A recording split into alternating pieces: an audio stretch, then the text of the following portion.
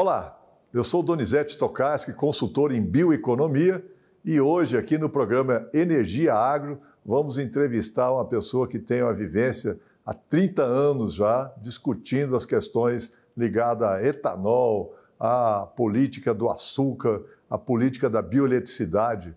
Trata-se de um profundo conhecedor desse assunto que já dirigiu a entidade de etanol do Mato Grosso do Sul e hoje é o diretor executivo da Bioenergia Brasil. Estou falando aqui com o meu amigo Roberto Holanda. Muito obrigado, Roberto, por participar conosco aqui do Energia Agro. Donizete, um prazer, uma honra estar aqui com você e saber que eu estou podendo debater um assunto que eu amo tanto, com uma pessoa que entende muito, que é você. Muito obrigado. Bom estar aqui.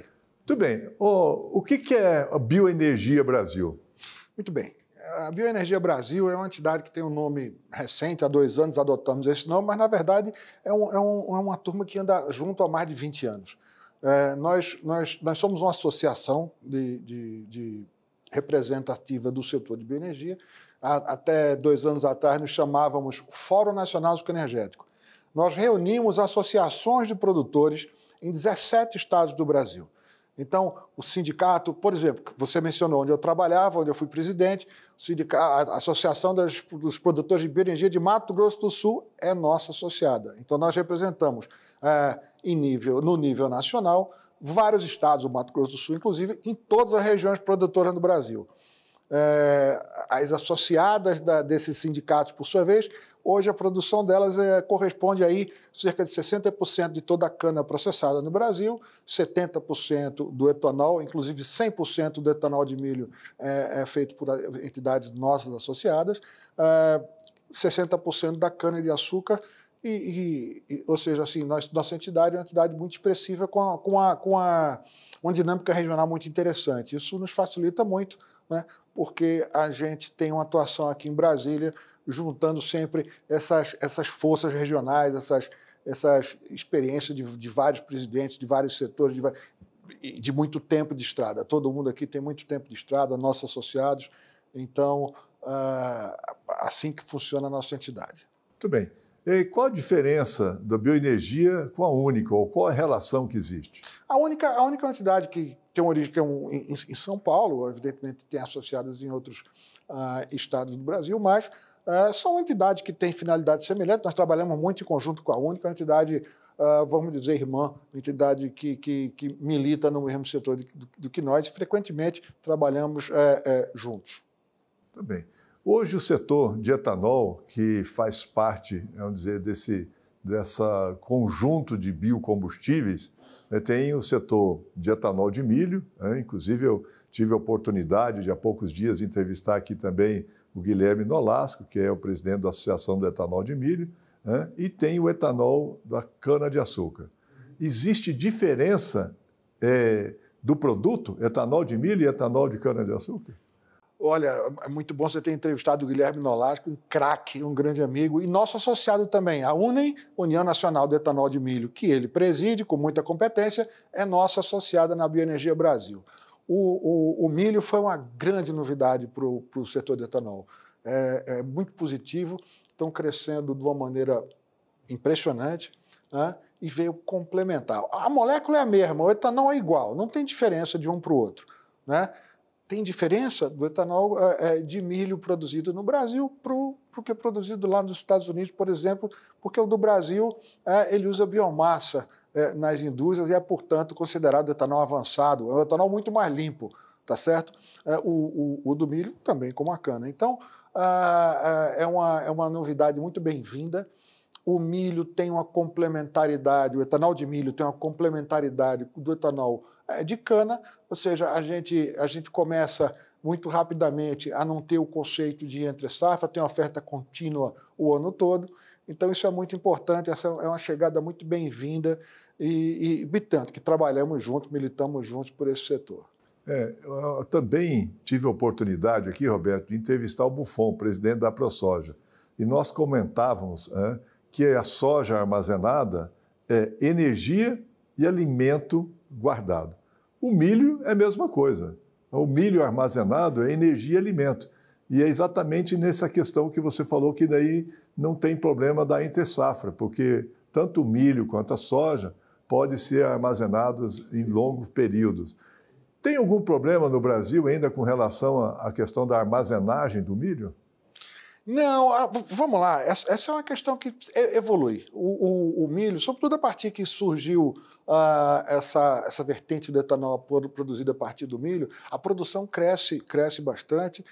Nós usamos aí cerca de 15% do milho produzido no Brasil. Evidentemente que o mercado vai correspondendo. Então a gente começa a ter, eu acho que infraestrutura de produção, não, e aí não é só para o nosso setor. A infraestrutura para o agro é uma questão muito importante para o setor. Hoje a gente tem um debate de redução de preço importante e uma das recomendações que a FPA, através Frente do Parlamentar da Agropecuária, através do IPA, que é o Instituto Pensar Agro, faz, é que um caminho importante é você ter maior oferta de logística de modo mais amplo, não só de armazenagem, mas de transporte dos produtos agropecuários como um todo.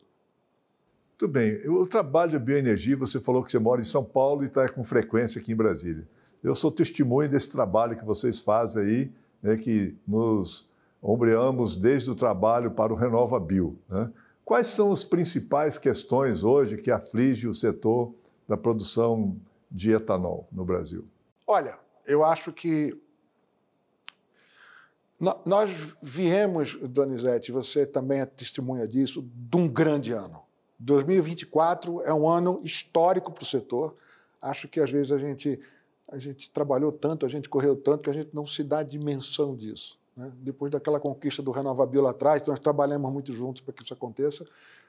O 2024 foi um ano fundamental. Nós temos aí o mover, que dá um direcionamento para a indústria automobilística. Nós temos o combustível do futuro, que foi... Eu acho que a grande significância do combustível para o futuro é que, num contexto mundial onde só se fala em transição energética, o Brasil disse, é por aqui que eu vou. É o caminho dos biocombustíveis, que é a vocação do nosso país, né? Então, o Brasil fez um programa robusto, né? E aí, vamos lá, foi o Congresso Nacional, o Poder Executivo, a sociedade civil organizada através das nossas entidades. Então, foi uma construção complexa, mas foi participativa, foi democrática e foi muito rica. Então, a gente conseguiu produzir, e quando eu falo a gente, assim, todo esse cluster conseguiu produzir um marco regulatório fundamental. 2025 para frente chega a parte da regulamentação disso. É que é importante dizer para quem nos acompanha aqui que a lei é extremamente importante e foi um trabalho árduo para aprovar a lei. Sim. Porém, ela por si só não basta. Claro. Né? Claro. Aí tem a parte de regulamentação que você vai entrar agora. Isso, é importante aí, para quem está vendo a gente entender o seguinte, você tem a lei diz o caminho, né? E a regulamentação vai dizer como é que se chega nesse caminho. Essa regulamentação é fundamental para que o que foi previsto em lei, para que o que foi determinado em lei se torne realidade e o Brasil possa usufruir do marco regulatório tão importante. E aí, isso é um negócio que dissemina. O Brasil continua sendo, tem chance de ser uma potência muito maior com os produtos que existem, com os produtos que virão, mas isso não é nem o teu da sua pergunta. Então, eu acho que assim, não é uma aflição, mas é uma agenda para a qual nós estamos indo de forma muito determinada. Então, nós estamos ombreados, aí, no caso agora, com o Poder Executivo, né, para que a regulamentação desses projetos aconteça da forma mais positiva, que seja cumprido o espírito do legislador. São projetos que passaram, veja lá, do Congresso Nacional com uma aprovação impressionante, todos os partidos aprovando, então era uma coisa bem interessante de ver. E vale destacar aqui o trabalho de excelência do deputado Arnaldo Jardim para poder chegar nesse primor aí da Lei Combustível do Futuro. O nosso deputado é um pilar e esteve presente tanto no Combustível do Futuro, quanto no MOVER, quanto no Marco de Hidrogênio, quanto no projeto de mercado de carbono, no Patem, que é sensacional. Então tem a digital dele nisso tudo e a gente tem que fazer, sim, obrigado esse reconhecimento ao deputado Arnaldo Jardim, um craque e um herói do setor. Mas, voltando, Donizete, eu entendo que essa eu acho que é a nossa agenda principal esse ano. Evidentemente que tem outras questões, nós estamos tendo questões comerciais, você tem uma série de questões que são o nosso dia a dia, né? São as questões que a gente tem que eventualmente ser reativo. Mas na hora que a gente tem oportunidade, e aí é quando brilha o olho da gente, né? E eu sei que o seu também brilha. É quando a gente tem a oportunidade de construir uma coisa nova, de construir uma coisa estruturante, um projeto de Estado, uma coisa de longo prazo, uma coisa que vai solidificar os trilhos pelos quais o Brasil está andando para ser uma potência mais significante ainda nesse conceito de transição energética. Nós temos muito exemplo para dar para o mundo. E aí, esse nosso trabalho fica muito mais importante, a gente vai com muito mais tenacidade para fazer as coisas que têm que ser feitas. Então, eu não diria a nossa angústia, eu vou dizer o nosso impulso, a nossa determinação. A gente vai com muita firmeza e com muito estímulo, muita animação, para usar uma palavra mais simples, com muita animação para trabalhar. E estamos trabalhando, né? Você esteve junto nos workshops, você palestrou, eu palestrei também, fizemos todas apresentações na época ao Ministério da Energia, que tem que ter seu reconhecimento também, e para que a gente conseguisse avançar nesse projeto. Muito bem. Nós estamos aqui conversando com uma pessoa que é um craque também na questão dos biocombustíveis. Roberto Holanda, que é diretor executivo do Bioenergia Brasil. Nós vamos fazer um breve intervalo e já voltamos. Continue conosco.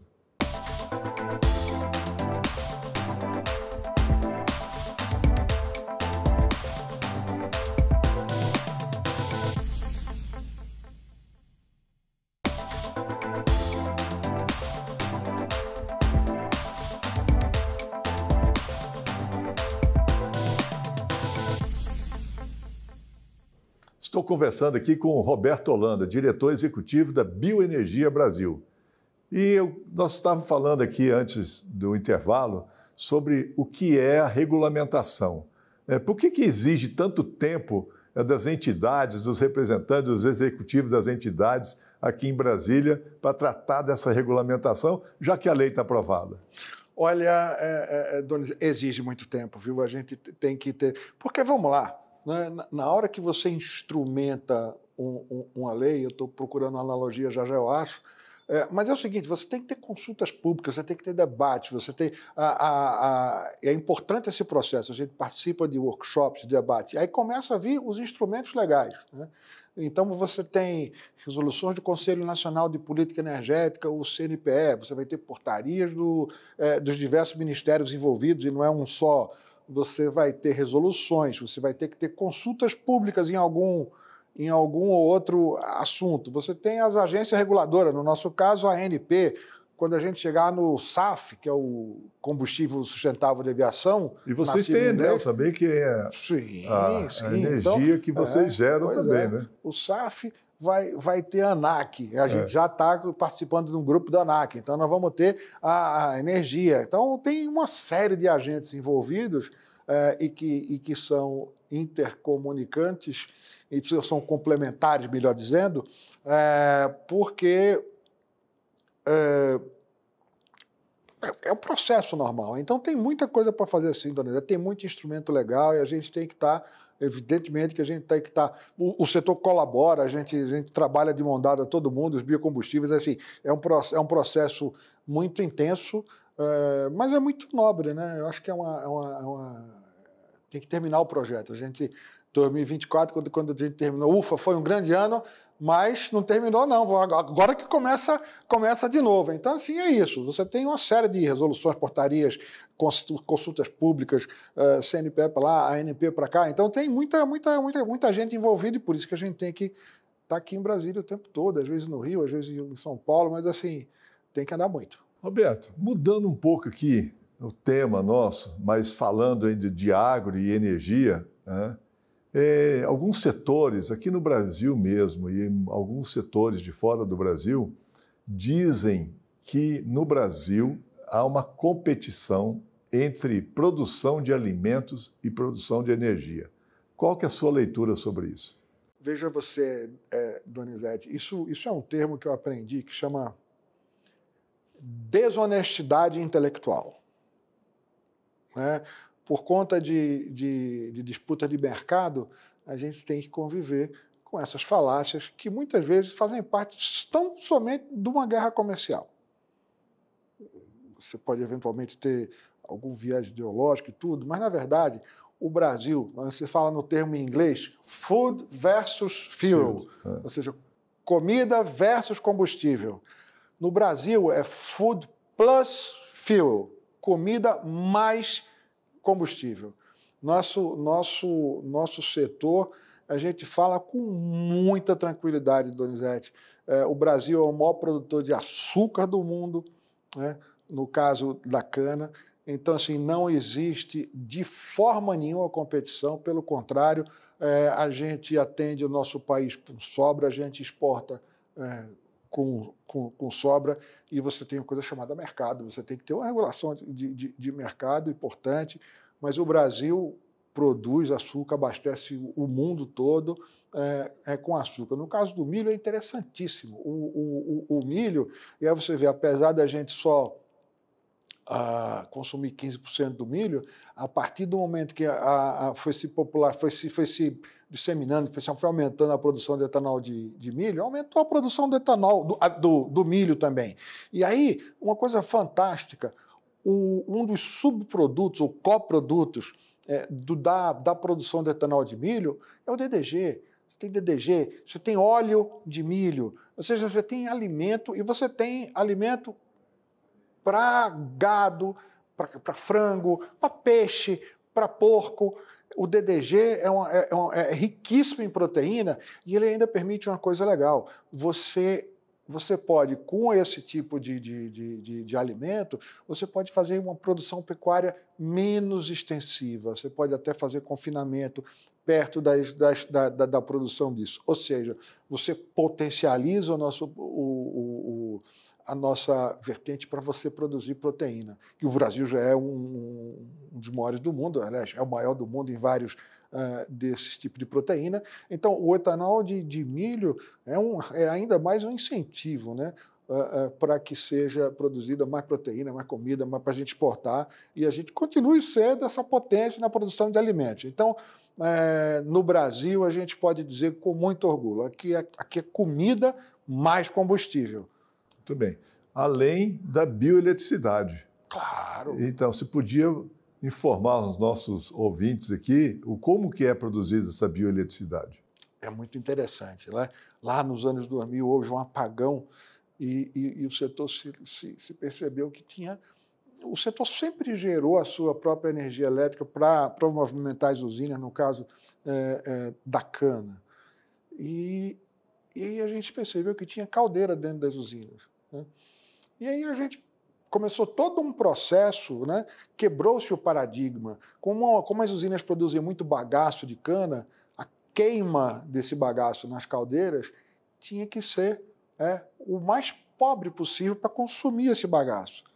Aí, de repente, não, vamos fazer o seguinte, vamos fazer caldeira de alta pressão, turbinas de alta eficiência, vamos mudar a indústria toda para consumir energia e vai sobrar energia para se vender. Nós temos duas Itaipus nos canaviais brasileiros que estão começando a ser aproveitados. Importante dizer para o consumidor, consumidor de energia e para quem está vendo, Donizete, que essa queima de bagaço não significa poluição na atmosfera, não, porque as usinas precisam ter lavadores de gases na chaminé. Então, essa cinza que, em vez de ir para a atmosfera, ela fica e vira nutriente para o solo.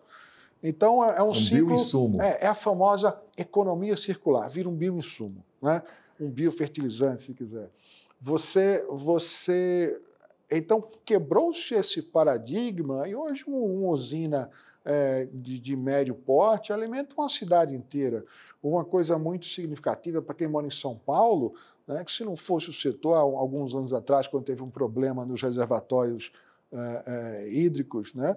Se não fosse a energia que o setor entrega, porque a gente entrega mais energia justo na entre-safra hídrica, né? Se não fosse a energia que o setor, a eletricidade que o setor coloca no sistema, tinha faltado água em São Paulo. Exatamente. Né? Então, é muito rica essa história também. Roberto, vamos lá. Nós estamos diante de um ano que é um ano também assim significativo para o Brasil, né? Porque nós acabamos de definir, né, o marco regulatório, como você muito bem disse aqui, para a transição energética, com sustentabilidade, gerando empregos no Brasil, etc. E o Brasil cedia esse ano a COP30, em Belém, né? Qual que é a mensagem que o Brasil vai dar e qual a mensagem que o setor vai dar ao mundo, né, nessa COP30? Donizete, é uma grande oportunidade para o Brasil, né? A gente tem tido muito diálogo sobre isso, a gente tem muita esperança que venha uma coisa muito importante. Acho que o Brasil... Eu vou dizer 3 coisas em termos de sustentabilidade, né? E a gente tem que lembrar o seguinte, sustentabilidade, muita gente se esquece do conceito de sustentabilidade. Sustentabilidade é um tripé, né, do socialmente justo, do ambientalmente correto e do economicamente viável. O Brasil tem que dar essa posição de sustentabilidade. O Brasil tem que reafirmar que nós temos uma produção sustentável, tá certo? Eu acho que isso é uma oportunidade sensacional, porque nós somos, sim, sustentável. Eu falava da bioeletricidade agora, que o milho também exporta, né? A produção de etanol do milho também exporta. Então, a gente tem que mostrar a nossa produção sustentável. A gente tem que mostrar, em segundo plano, que nós já estamos muito na frente na transição energética. Nós estamos muito na frente da maioria dos outros países na transição energética, né? No caminho para uma economia verde, de uma maneira mais geral. E, em terceiro lugar, Donizete, eu acho que é muito importante, nós somos o futuro. Eu acho que é isso que o Brasil tem que dizer, porque não está mentindo, tá? Nós hoje vemos, assim, a descarbonização virou uma necessária obsessão. Então, nós hoje que temos o etanol, que aí já é metade da nossa matriz de ciclo Otto, dos carros de passeio, nós vamos ter o biodiesel, nós aí vamos migrar, estamos começando, biometano, é o biogás, que é um produto importante, nós vamos ter o combustível de aviação, o combustível marítimo, logo em seguida nós vamos ter hidrogênio.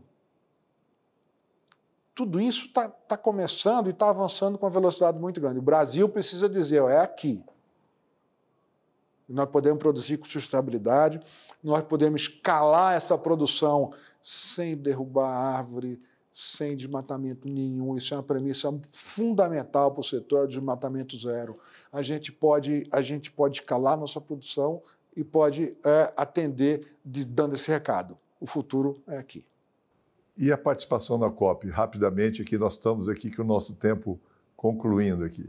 Estaremos lá, a gente tem canalizado com vários agentes, tá? Exemplo da CNI, exemplo do próprio governo federal, lá no IPA, e juntos todos os produtores estamos com uma intenção muito firme, a gente não pode não estar lá.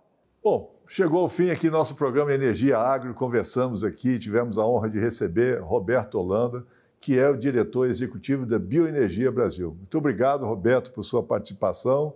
E você que está nos acompanhando, continue conosco. E na próxima semana traremos mais um convidado aqui para debater a transição energética no Brasil e no mundo.